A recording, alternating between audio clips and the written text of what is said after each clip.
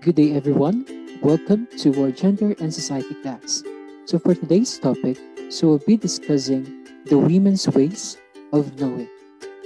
So, at the end of this chapter, you should be able to identify the women's ways of knowing, explain why there are different ways of knowing, and discuss the implications of women's ways of knowing.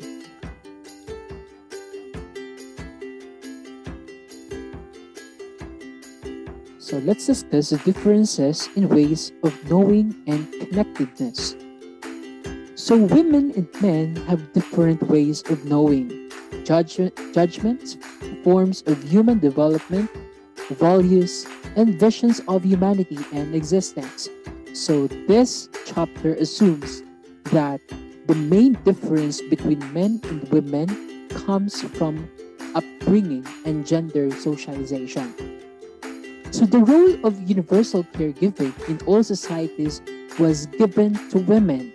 So because of this, the girls learned to be women by copying their mothers, and boys learned to be men through a dissociation, this association with their mother's role.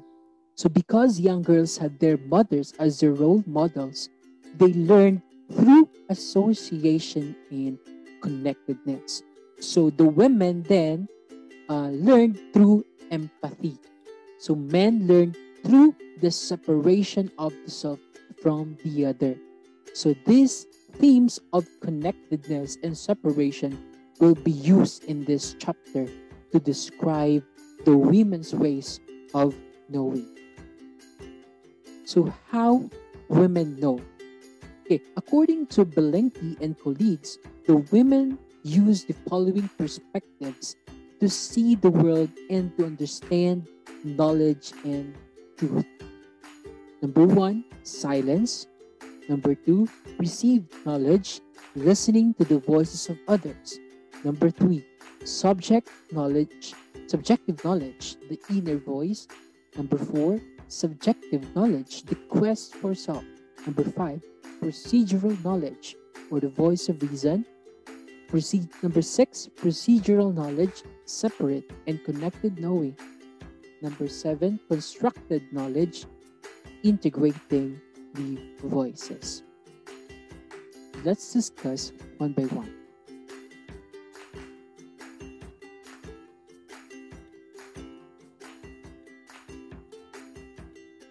So these perspectives comprise of the 5 categories: the silence, the knowledge, subjective knowledge, procedural knowledge, and constructed knowledge. So which describe the general ways women learn about their world and come to conclusions about truth.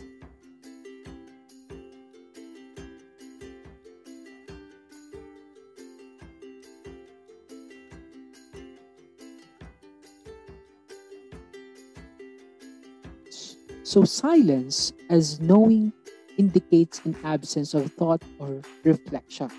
So women who live in silence are often disconnected from their families and communities due to their situation, the geographical separation of the families from the greater community, and suffocation, all of which bring about lack of space for constructive thought.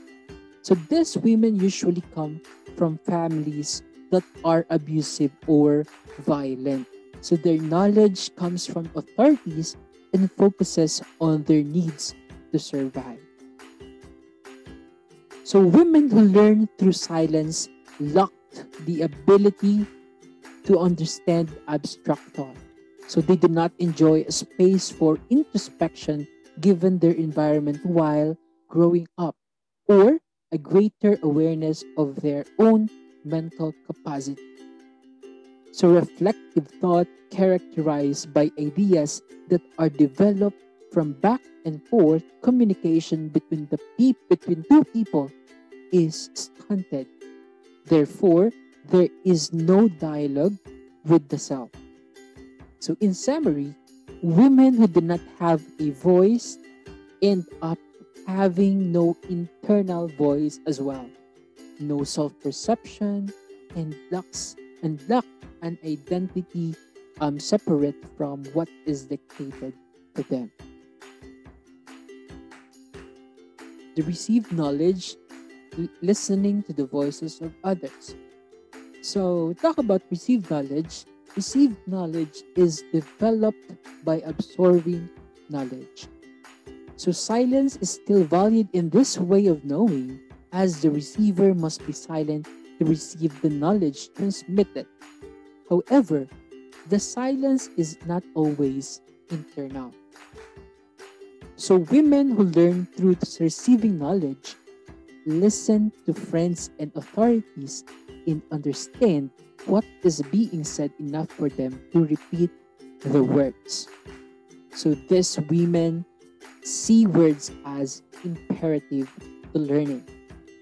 So women who learn in this manner are able to do the right thing by following the rules of authoritative figures. However, those under the line of received knowledge value authority and cannot comprehend paradoxes. If two of her authoritative figures have contradicting information, the woman will not be able to distinguish which is correct. So she will use arbitrary means to decide who is telling the truth. Subjective knowledge, the inner voice, and the quest for self. So women who learn through subjective knowledge learn to trust what is called their inner voice and infallible gut. Women who utilize this form of knowledge are often those who have awakened to the previous abuses they have suffered or have broken off with the authoritative figures they have held dear. They also realize that following rules will not make them happy. Hence, they move from passivity to action. So subjective knowers depend on themselves and their experience to attain truth. So logic, rhetoric, and theory are viewed with suspicion, for these tools are associated with forms of knowledge that these women are not familiar with or are used to discredit or debase them.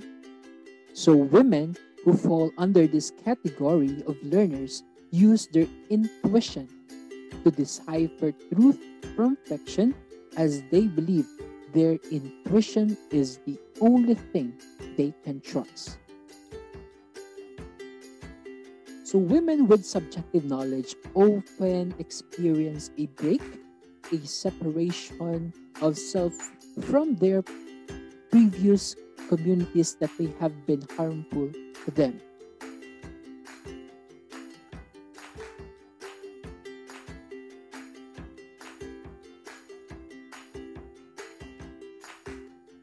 Procedural knowledge, the voice of person in separate and connectedness.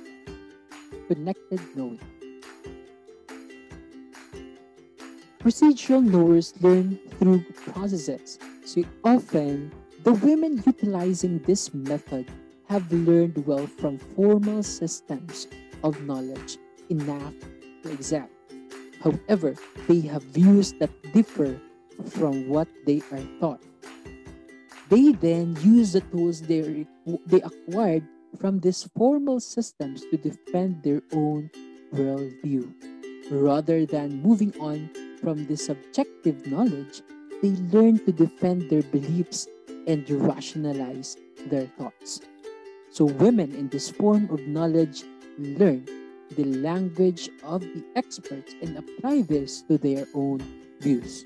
So those who view the procedural knowledge usually focus more on the method and less on the problem. So since the method centers on the debate and the winning, it may not allow women the space to voice out their own concerns and bring their needs to life. So procedural knowledge believes that each person views the world differently and is entitled to his or her own opinion. So they pay attention to how different people form their views of the world. So the question, where are they coming from, is pivotal for them.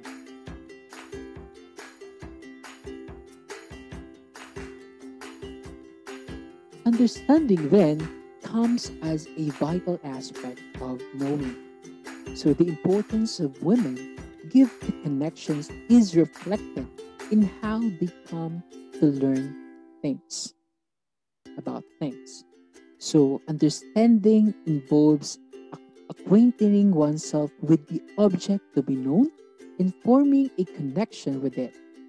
So to understand, as women say, there must be a form of acceptance which is achieved by questioning what the object is trying to show in relation to oneself. So through this process, the procedural knowledge and connected known learners learn through acquiring the knowledge of others. Constructed knowledge integrating the voices. So in the end, women need the ability to reflect on and accept themselves. So instead of learning to play the system, the women must learn to value their own methods of knowing and their own constructed knowledge.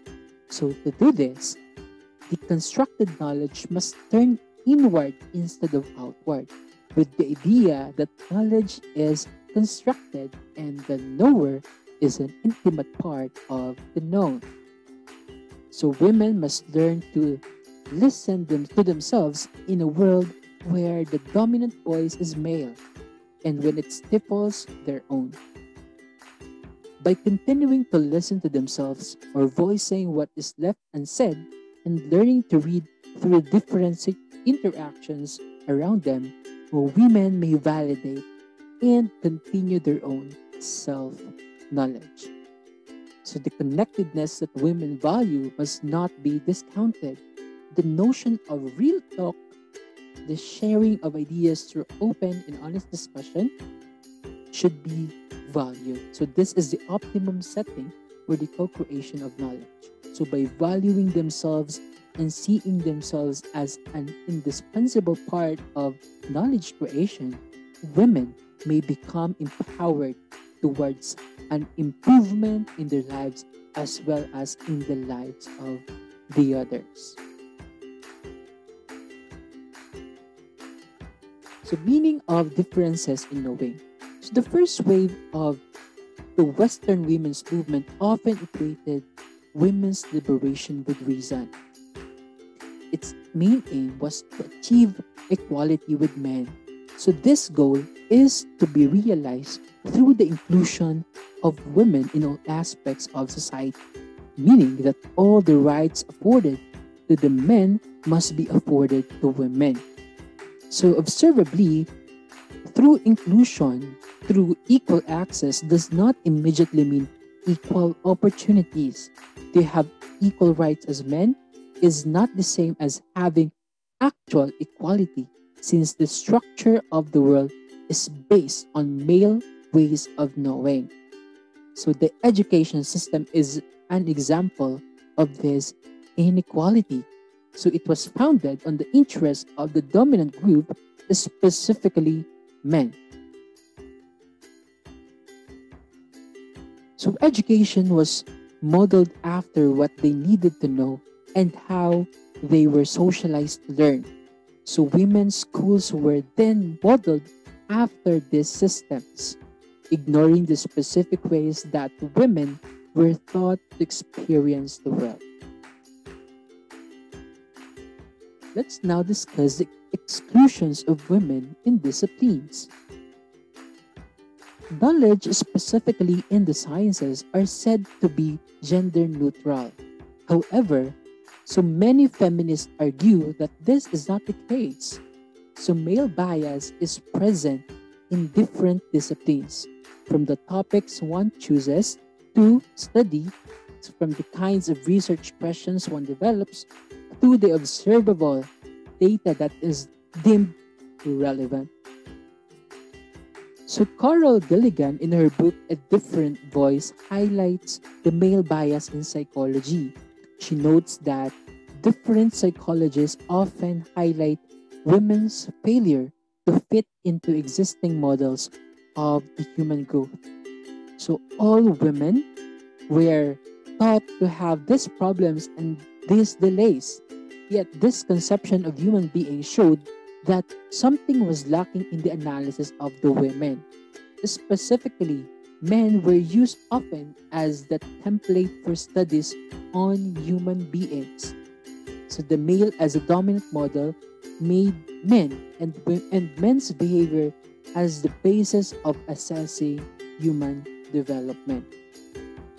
So because women did not conform to this behavior or pattern of development, they were thought to be abnormal. So women were also missing from research studies on human behavior.